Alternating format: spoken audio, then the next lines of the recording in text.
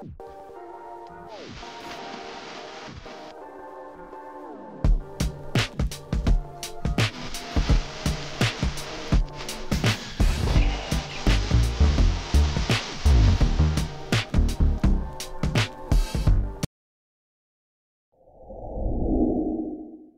everyone, it's me again, Burntam HPT TV.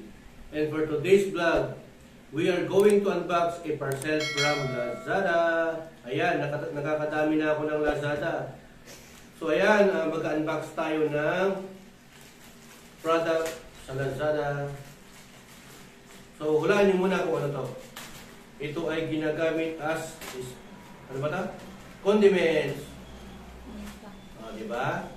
Paminta, bawang, sibuyas, kamatis, banggitin mo na lahat ng sa bahay kubo.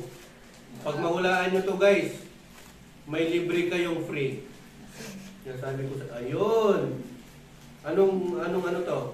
Powder? Yan. So buksan muna natin bago natin sabihin yung description niya or specification niya. So gagamitin natin itong may huwagang mensahe. Ito, scissors. Guys, salamat sa matawag doon sa sealer natin kasi very siya sensitive kasi tingnan mo meron pa siyang bubble wrap. Bubble wrap, yun. Pasensya na po, medyo bulol kasi buong araw na tayo nagpo-vlog. Medyo pagod na yung dila ko. Wala kasi ako nung hindi dumating yung taga-masahe. So ayan, malapit-lapit na. Yun. Bubble wrap. Nakasil talaga, walang duda. Or, meron pa akong free. Yan, paki-close up mo. Sabi ko sa inyo may free. O yan o, free seeds of sunflower. Magtatanim ako ng sunflower. Imagine mo, itatanim ko yung sun na may flower. O, diba? Meron siyang free sunflower. Ito po kasi ay ginagamit sa mga gardening or sa mga plantation. Mga hilig dyan, mga farmers or yung mga plantitos and plantitas. Ayan. So, ako din, isa din ako sa mga plantito. Okay? Kasi mahilig din talaga akong magtanim. Magtanim ay di biro. So, ayan. Ayan guys, sasabihin ko na po sa inyo kung ano po ito. Pero mas maganda kung bubuksan natin. Thank you sa seller sa pinadala mong free sunflower seeds. Alam mo, sa totoo lang, I really appreciate your gratitude. Ayan, napakahirap pala tanggalin itong pinadala mo. Salamat dahil nagpadala ka ng ganito. Payayamanin ko to. Buong asyenda ko, lalagyan ko ng sunflower at magkakaroon ako ng Bilya Burntam HPT. Yan. So yan mga ka-DIY, mababasa nyo naman siguro dahil hindi kayo bulag. Yun. Magnesium sulfate. Ayan. So paliwanag ko na po sa inyo kung ano po ito. Ito po ay isang magnesium sulfate, Epsom salt, na kung saan hindi mo mabibili sa karinderya. Ibig sabihin, hindi mo mabibili sa mga Unitab, DIY, Ace Hardware, or Handyman. Kasi talagang inikot ko ang buong mall dito sa San Carlos City. Wala silang ganito. Pati sa sari-sari store. Kaya ang ginawa ko, nag-order ako kay kumparing Lazada. Ayan, so meron siya. Ang ibig sabihin nito, ito po ay isang Epsom salt. Marami po ang salt. Merong rock salt, merong iodized salt. Ito naman ay Epsom salt. Pang international. Of course, pang international po ito. Ayan, so gagamitin na po natin. Papaliwanag ko na po sa inyo. Ito po ay isang magnesium sulfate premium greenhouse formula. Ayan. Magnesium sulfate po ito, mga ka-DIY. Ayan. Greenhouse solution grade. Water soluble. So, pwede mong ihalo sa water, siyempre. Specifically good for adding magnesium and sulfur for plants making flower and fruits hydroponics. Wow, ibig sabihin yung mayabong, mabulaklak, ganun. And of course, gives the plants a darker green color. Yung mga ano nila, yung mga dahon-dahon. Talagang matingkad yung kulay, is very vibrant and vibrant. Great supplement for fruits, plants, dosage. Ayan.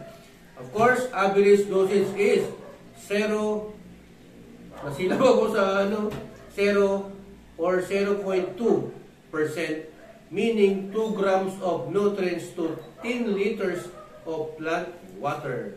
Ayan. So, yung direction niya for usage or direction for use niya ay, of course, makinig kayo mabuti at huwag po kayo maglilipat ng channel para alam niyo pong gamitin. Hindi lang po kay gulo-gulo or kay Google kayo mag-search. Pwede na rin po dito. Sa scientist. Yan. Make first a 10% liquid mixed by adding 100 grams to a 1 liter of warm water. Ulitin ko ulit. Make first a 10% liquid mixed by adding 100 grams to a 1 liter of warm water.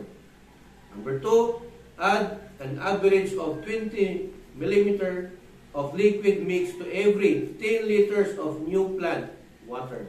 Ayan. Number 3, and last but not the least, this nutrient dosage is now 0 or 0.2%. So, ulitin ko ulit yung direction for use. Number 1, make first a 10% liquid mix by adding 100 grams to a 1 liter of warm water. Number 2, add in average 20 millimeter of liquid mix to every 10 liters of new plant water. Number 3, this nutrient dosage is now 0 or 0.2%. Okay? So ito po ay isang magnesium sulfate Epsom salt. Ayan. Epsom salt. Ayan. Hindi po siya rock salt. Epsom salt po siya. Pwedeng pang-abono. Okay? Ang price po niya ay 31,000. Medyo, nabigla ako. 31 pesos. Ayan naman. Huwag po kayong heart attack dahil heart throb po ang nagpapaliwanag. Joke lang po. Joke lang. Patawa lang para hindi po kayo maboring. Ayan. Pero actually, hindi ko po ito gagamitin sa plants. Gagamitin ko po ito mga ka-DIY sa battery. Yung battery ng Pajero ko na 3SM na pag chinarge mo ng whole day at hindi mo siya gamitin ng whole day, nag-discharge po siya. Although nag-charge naman po siya ng 14 above, tapos isang buong araw mo na hindi ka gamitin, nandoon lang siya, nakalapag, nag-discharge po siya ng 8 to 9 volts. So, may na-discover ako or may na-research ako at na-review na pwede palang gamitin daw ito sa, quote-unquote, sa ibang bansa ng mga YouTuber. Why not nagayahin ko rin dito? Kasi nagawa ko na po na mag-revive ng dead battery or bad battery na gamit ang solution water or yung tinatawag natin na distilled water. Okay? Ano yun? Ang pinagamitan ko ay isang motorcycle battery na gel type. Number 2, gumawa din ako ng vlog content na kung saan ang ginamit ko na solution ay distilled water ng Wilkins Pure. Ayan, Wilkins, baka naman. Okay? Tapos, hinaluan ko ng lemon juice. Imagine mo yun, para lang tayong margarita. Diba? Pero, take note, mga ka-DIY, effective po siya. At ngayon, ginagamit ko na po yung battery na yun. Battery. Ayan. So, yung unang ginamit ko, in-experiment natin ay distilled water na nabibili sa mga auto supply or auto parts na gel type ng pinagamitan ko.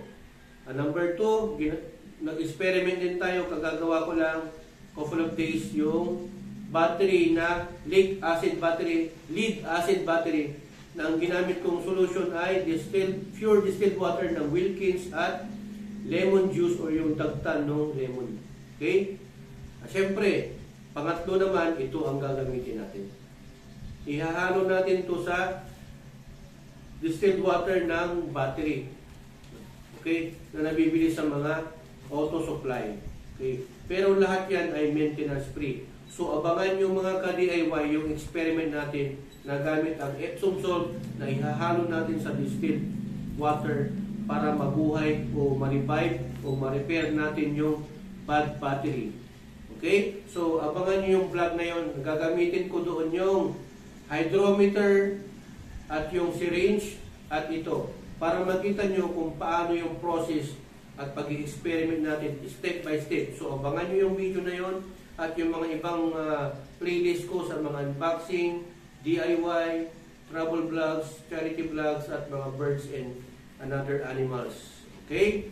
So kung sa tingin mo nakatulong tong video na to sa'yo at mag-aabang ka pa ng ibang video na makakatulong sa'yo, at kung bago ka sa channel ko, huwag mong kalimutan na i-hit yung subscribe button, like, share, at mag-comment ka sa section box para mas marami pa tayong mag-input ka ng mga ideas mo para mas marami pa tayong ma-share sa community.